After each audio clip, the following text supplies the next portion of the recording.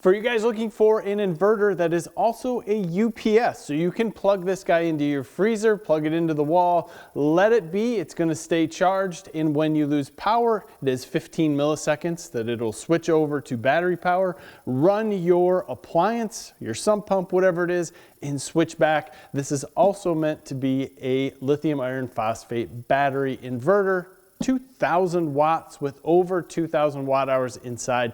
It's pretty sweet. We're gonna go through this guy top to bottom. Stay tuned.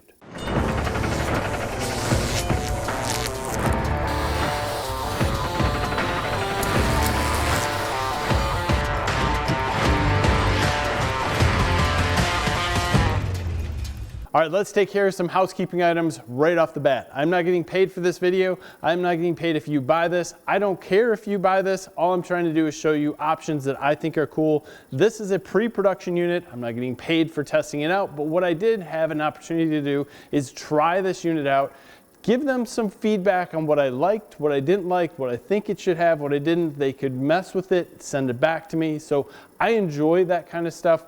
And the one thing I really like to do is kind of push things out to you guys and say, hey, here's what's on the market or coming. You have the option to get in if you want, or just learn about it. Sometimes learning about this stuff is a little more fun than actually buying it. When you're looking at battery operated inverters, look at what style battery they have. If it's a lithium ion, they're probably filled with 18650s or 21700s, a standard cell that you'll find in tool batteries and most cars. A lot of Teslas are filled with like 5,000 of these little batteries, and there's water around them keeping them cool, and it just works out, interestingly enough, to power a large car. Now, this battery is a lithium iron phosphate battery. There's 24 of these inside this unit, and that makes it a 48 volt unit. Over 2,000 watt hours, like 2,078, I believe, and it is a 2,000 watt output, 3,000 max. We're gonna test that out. So these lithium iron phosphate batteries are safer, they're not gonna catch fire. They also have a lot more charge and dischargeability. So this one is rated at 2,000 charges and discharges, still leaving you 80% of the useful battery. So you might only get 80% charge after that many uses. Figure that out once a day. That's craziness. This is easily lasting 10 years without issue. Housekeeping, done.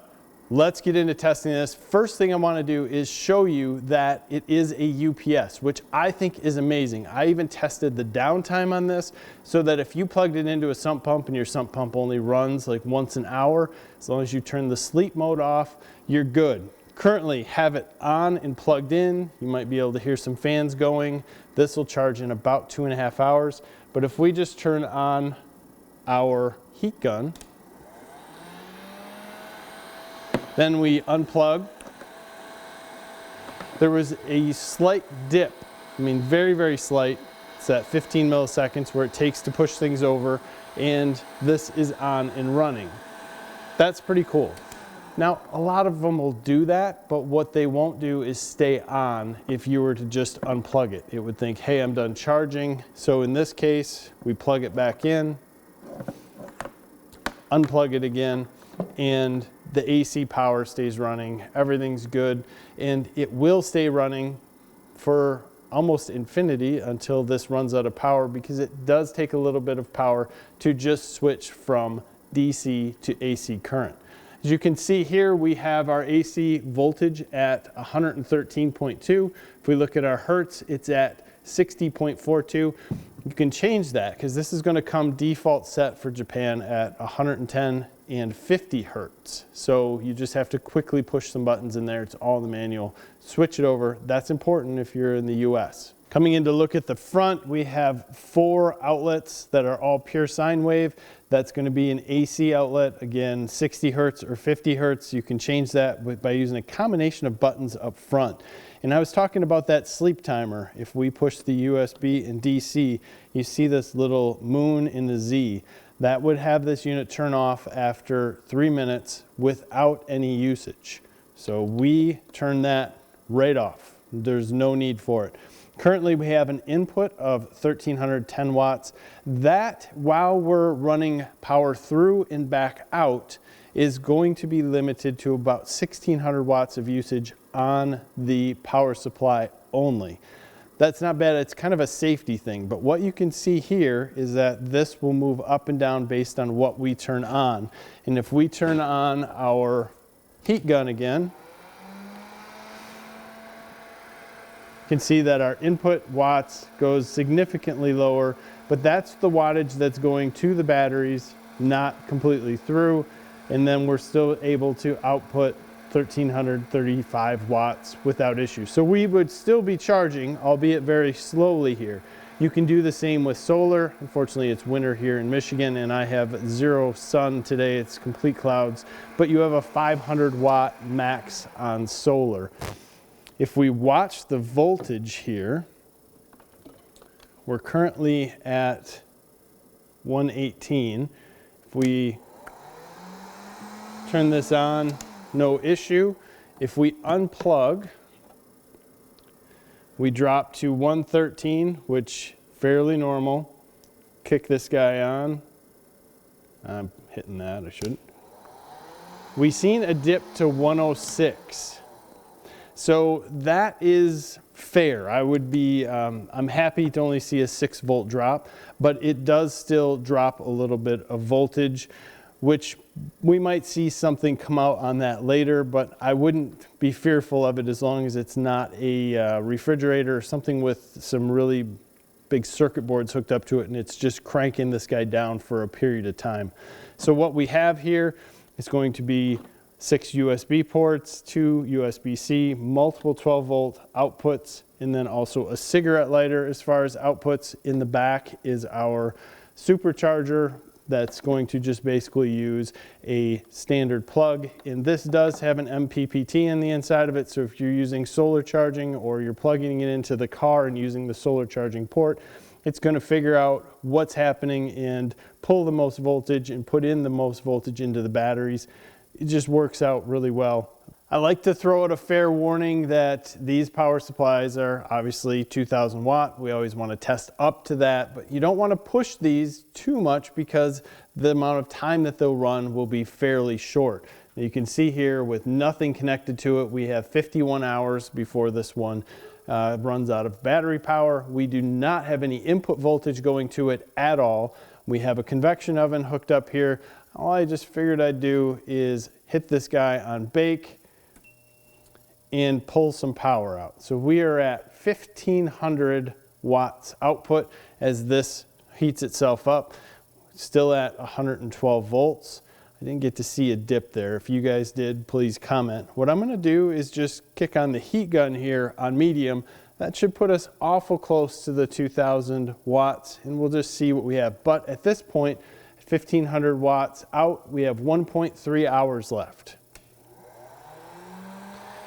This is obviously taking us over the 2000 watts, which is good, very good. It's nice that it's holding it. Most of them that are rated at 2000 watts will not hold 2100. I wouldn't be surprised if after some time this pops and says, hey, maybe 2-3 minutes because we are close, but we are still holding that 112. I'm gonna pop back and just see. We're not seeing a huge dip once this thing is going, so that's good news. Now we will pop it here. I'm just going to go to high. This will probably come closer to 2600. Well, there's 26 output, and it held it for some time, and then everything's off. So the machine wouldn't hold the 2600 watts. Obviously, it's a 2000 watt rated machine. It said, hey, I got to shut down, can't continue to do this. Push and hold the AC button. It'll turn back on and reset. And we're back up and ready to go. Let's continue on with some testing here and see what we can put this guy through. A lot of these power banks will talk about running larger tools, and we could easily run this tool in the shop without a load, except this one seems to have a little bit of that voltage drop. And if you take a look at the blade, let's start it up.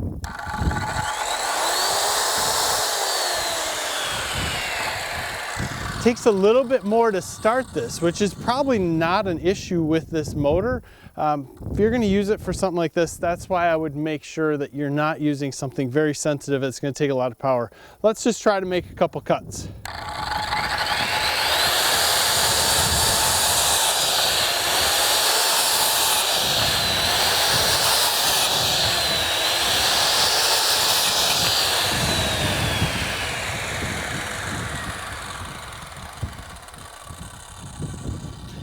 You want to let this completely get started before you're into the wood. Let's just do it maybe a little bit before we should have and see what happens. Still cut. Not good on the tool, that's for sure. But if we let it get going,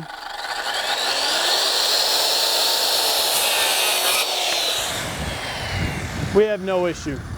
So larger power tools are out, and if you really watch how some of these units are advertised, you'll also see them powering an electric car or charging an electric car. That's possible, and they call it level 1 charging, and it would do this for approximately 1 hour, and on my Tesla I would get about 4 miles added to the battery charge out of the 350 that it could hold. So there's really not much you're going to get out of it running something that large. And when you think about the amount of power it takes to move the car and what's actually stored in here, 4 miles of running a car is actually pretty good. Not something you're going to do unless you were in like the absolute worst of worst situations. And most of the time, most EV car owners are not going to get there. With that said, this actually does work well. It has a little bit of voltage drop on the high current items. I would limit it to more of my sensitive items. It'll run a sump pump, absolutely no issue. It'll run a computer. It'll be a UPS for you, although not a professional UPS. It's going to be a UPS that's going to have that 15 milliseconds of time lapse between power. And with that, you might not want to have your computer or whatever else plugged into it, although computers might be able to handle some of it. I'm not going to be the professional guy that's going to tell you what you can or should have plugged into it to use this as a UPS. For me, the freezer, awesome.